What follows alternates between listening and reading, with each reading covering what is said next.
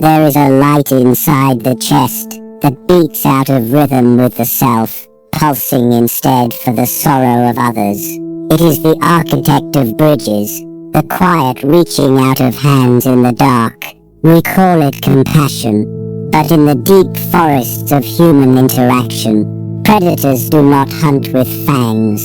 They hunt with wounds. They drag their broken wings across the soil, singing a siren song of manufactured suffering. They see the warmth radiating from the empathetic heart, and recognize it not as a sanctuary, but as an endless burning fuel. The snare is set invisibly, woven from the very virtues of the prey. When the empathetic soul steps forward to heal, the trap snaps shut, locking them in a prison built entirely from their own goodness. In the beginning, the bond feels like salvation. The empath approaches the bleeding figure with hands open, pouring their own vitality into the cracks of another's shattered spirit. It is a noble instinct, forged in the fires of collective human survival, a testament to the belief that no soul should bear its burdens alone. Yet the recipient of this grace harbors a dark, cavernous void that cannot be filled by love, but only by control. They recognize the golden thread of connection and begin to pull, subtly at first, testing the tension. The manipulator does not ask for help, they demand sacrifice, though the demand is cloaked in the fragile garments of victimhood. A heavy sigh here, a downcast gaze there. The theatrical display of a misery carefully orchestrated to trigger the caretaker's deepest instincts. They become the eternal martyr, nailed to a cross of their own making, weeping tears that do not fall to the earth but directly into the heart of their savior. The air grows thick with an unspoken obligation. Every interaction becomes a silent ledger, where the manipulator's pain is the currency, and the empath's peace of mind is the debt. The world narrows down to the desperate need to alleviate the other's suffering, a suffering that magically intensifies whenever the empath attempts to breathe for themselves. It is a slow, methodical bleeding, executed with surgical precision by someone who wears the mask of the wounded while holding the scalpel of the torturer. The horizon darkens almost imperceptibly as the nature of the relationship shifts from mutual connection to indentured emotional servitude. The mechanism of this enslavement is the guilt trip, a weapon forged not of steel but of whispered accusations and heavy crushing silences. When the empath seeks a moment of respite, a boundary drawn in the sand to protect their own depleting reserves, the manipulator strikes. "I thought you cared," the shadow murmurs, the words slipping like cold venom into the bloodstream. "After all I've done, after all my suffering, you abandon me." The accusation is a mirror, warped by malice, reflecting not the empath's exhaustion, but a monstrous distortion of selfishness. Their empathetic mind, prone to relentless self-reflection, instantly takes the bait. They swallow the poison of manufactured blame, turning their analytical gaze inward, searching for flaws in their own devotion. The manipulator watches this internal collapse with hidden satisfaction. They have successfully bypassed the fortress walls of logic by tunneling beneath them through the catacombs of conscience. It is a masterful subversion of morality. The victim is made to feel like the perpetrator. The weight of the manipulator's emotional weather, every storm of anger, every drought of sorrow, is strapped to the shoulders of the very person trying to shelter them. The compass of reality spins wildly out of control, pointing always and forever toward the false north of the manipulator's endless, insatiable need. Days bleed into weeks under this suffocating canopy of engineered remorse. The empath walks through their own life as a ghost, their vitality siphoned off to sustain the illusion of another's fragility. Every decision, from the most monumental life choice to the simplest daily pleasure, is filtered through the terrifying prism of how the manipulator will react. Will this joy cause them pain? Will this success remind them of their failures? The guilt becomes an ambient noise, a low, maddening hum that drowns out the music of the empath's own existence. They walk on eggshells scattered across a floor of their own shattered boundaries, The body begins to keep the score of this invisible war. Shoulders bow under the phantom weight of unearned sins. Sleep becomes a battlefield of anxious dreams, and the heart, once an open hearth of warmth, turns into a trembling, besieged citadel. The tragedy of this weaponized empathy is its parasitic perfection. It uses the host's strongest immune response, their capacity to love and care, as the very mechanism of their destruction. The empath is trapped in a paradox, where doing the right thing feels inherently wrong, and setting oneself free feels like committing an unforgivable crime. They are chained to the rock, not by iron bands, but by their own golden threads of compassion, while the eagle of manipulation descends daily to consume their peace. To break the spell, one must first dissect the anatomy of the poison. There is a profound cosmic difference between the natural ache of true remorse and the suffocating gag of manipulated guilt. Genuine remorse is a clean wound. It arises from within, born of a clear transgression against one's own values, a moment where action betrayed character. It is a teacher, harsh but fair, guiding the soul back toward its own internal equilibrium. It seeks repair, understanding, and ultimately, release. Manipulated guilt, however, is a foreign body injected into the psyche.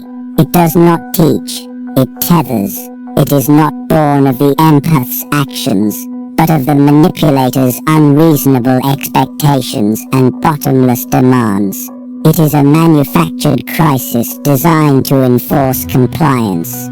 The toxic orchestrator relies on ambiguity, using vague sighs, passive-aggressive remarks, and the silent treatment to create an atmosphere of dread, where the offense is never clearly defined, yet the punishment is absolute. The victim is left shadowboxing in the dark, apologizing for crimes they cannot name, trying to appease a deity whose rules change with the wind. Understanding this distinction is the first spark of rebellion. It is the moment the victim looks at the chains binding their wrists and realizes they are not made of divine iron, but of cheap theatrical smoke. The guilt is not a reflection of their inadequacy. It is a reflection of the manipulator's tyranny. The architecture of this emotional prison relies heavily on the constant dizzying inversion of reality. In the theater of the manipulator, they are perpetually the protagonist of a tragedy, regardless of the destruction they leave in their wake. When confronted with their own toxic behavior, they do not accept the mirror.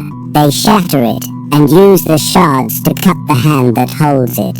This is the dark art of blame shifting, a defensive maneuver executed with such blinding speed that the empathetic partner is left reeling, questioning their own sanity. "I only did this because you made me feel unloved," they cry, transforming their own malice into a symptom of the empath's supposed neglect. They rewrite history in real time, editing out their aggression and highlighting only their fabricated injuries. The empathetic soul, hardwired to seek harmony and take responsibility, naturally absorbs this distorted narrative.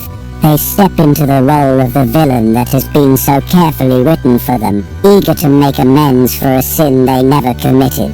This psychological whiplash keeps the victim off balance, constantly scrambling to repair a bridge that the manipulator is actively detonating. The focus is entirely removed from the perpetrator's actions and placed entirely on the victim's reaction, turning the empathetic's justified anger into a weapon to be used against them. It is a flawless closed-loop system of emotional extraction. Beneath the relentless assault of these inverted truths, the foundation of the empath's identity begins to fracture. A terrifying cognitive dissonance takes root, splitting the mind into two warring factions. One part of the psyche, anchored in intuition and the memory of reality, screams that an injustice is occurring, that they are being drained and abused. The other part, heavily conditioned by the manipulator's guilt trips and their own intrinsic desire to heal, insists that they just need to try harder, be more patient, give a little more of themselves to fix the broken creature before them. This internal civil war is exhausting, consuming whatever fragmented energy remains. The empath begins to gaslight themselves, silencing their own alarm bells to maintain the fragile illusion of the relationship. They shrink, molding themselves into smaller and smaller shapes, hoping that if they take up less space, they will finally stop triggering the manipulator's displeasure. The vibrancy of their personality bleeds out into a dull, grey subservience. They are no longer a sovereign individual, they are merely an extension of the manipulator's emotional regulation system, a human shock absorber for a chaotic and destructive engine. The mirror reflects a stranger, hollow-eyed, perpetually anxious, carrying the invisible corpse of their own potential. The empathy that once made them radiant has become the heavy stone dragging them into the lightless depths of the abyss.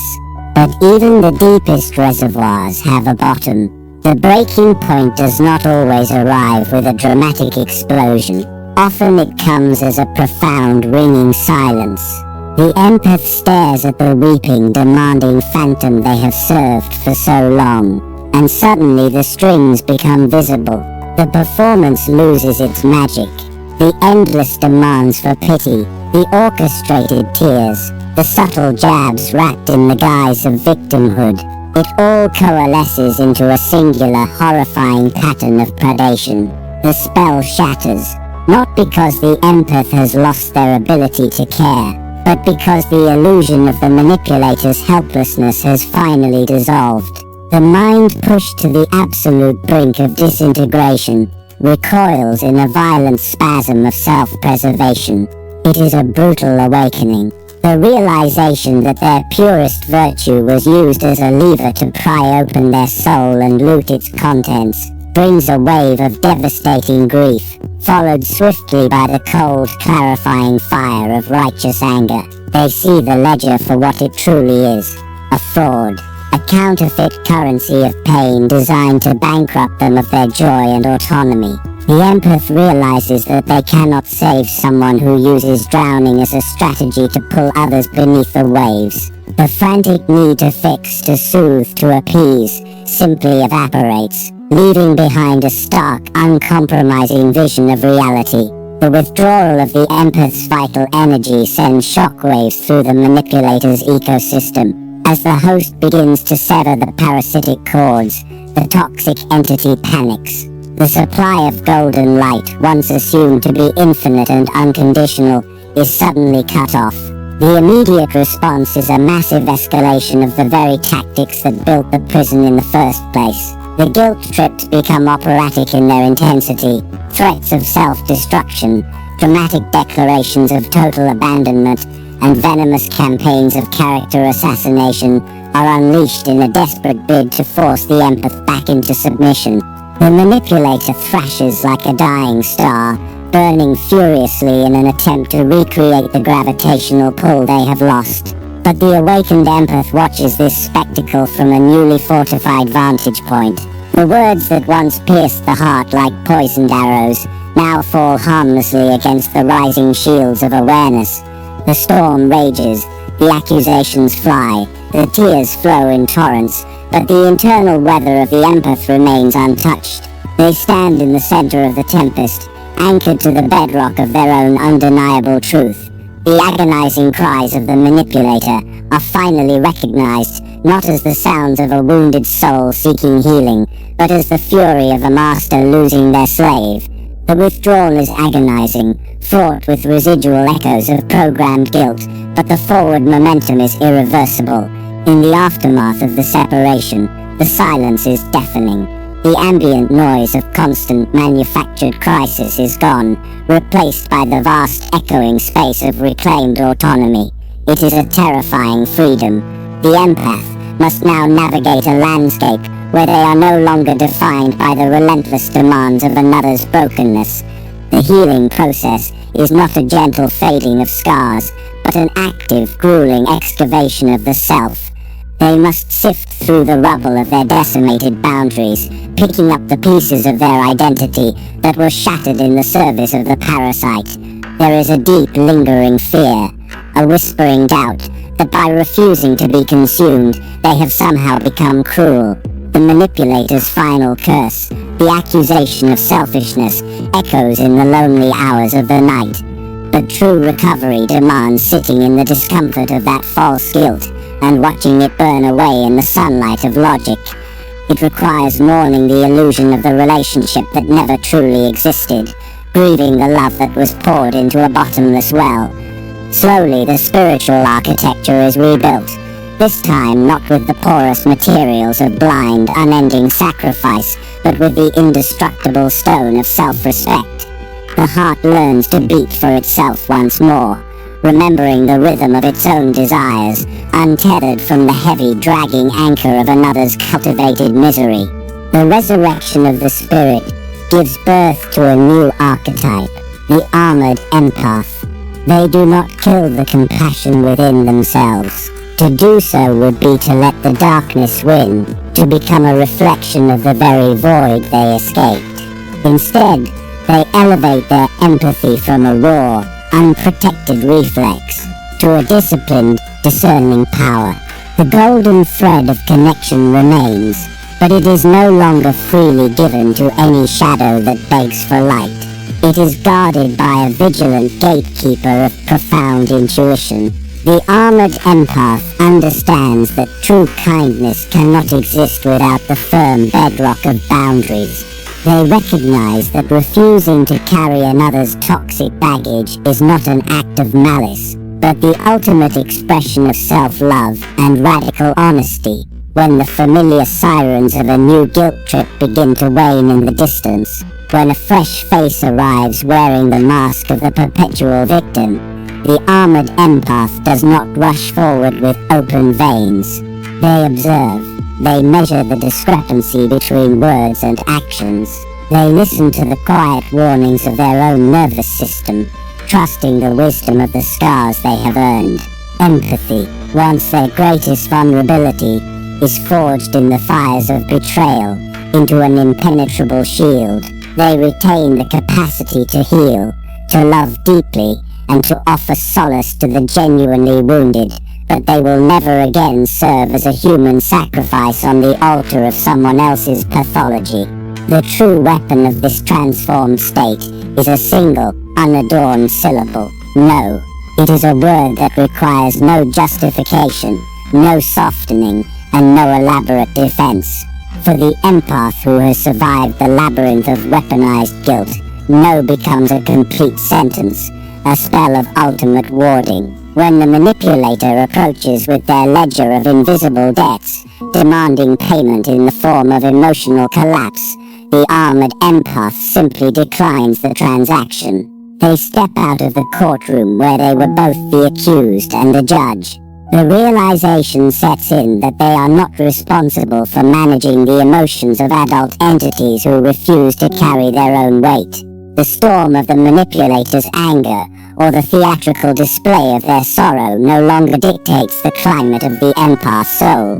This is the death of false obligation. The chains of manufactured duty rust and crumble into dust. The energy that was once hemorrhaged into the bottomless pit of a toxic dynamic is drawn back into the core, revitalizing the host. The empath reclaims their time, their peace, and their intrinsic right to exist without being of service to a parasite. They walk through the world with a light step, unburdened by the phantom sins projected onto them by those who dwell in the shadows. The mastery of boundaries is the ultimate triumph over psychological manipulation. To walk this path is to understand the ultimate paradox of human connection. You can only truly love others when you absolutely refuse to let them destroy you. Empathy is a sacred fire, given to the few so they might warm a cold and indifferent universe. But throwing oneself into the flames to keep a demon warm is not a sacrifice. It is a tragedy of profound proportions. The mind, once a battleground of planted doubts and harvested guilt, transforms into an untouchable sanctuary. the toxic orchestrators, the emotional vampires, the architects of the guilt trip. They will always wander the periphery, searching for a crack in the glass, a soft heart to exploit, but the lesson is etched into the very bones of the survivor. They stand on the precipice of their own restored life, looking back at the dark valleys of manipulation, and they feel no pull to return. The illusion of the savior complex has been dismantled, leaving behind a quiet, resolute strength. They know the difference between offering a hand and offering their lifeblood. The tragedy ends, not with the destruction of the empath spirit, but with its supreme elevation. They carry their light forward, brilliant and untouchable, moving through the world not as prey for the broken, but as sovereign masters of their own profound and beautiful depths. The weapon forged against them has become the instrument of their absolute liberation. If you have felt the heavy chains of a guilt you did not earn, leave your mark.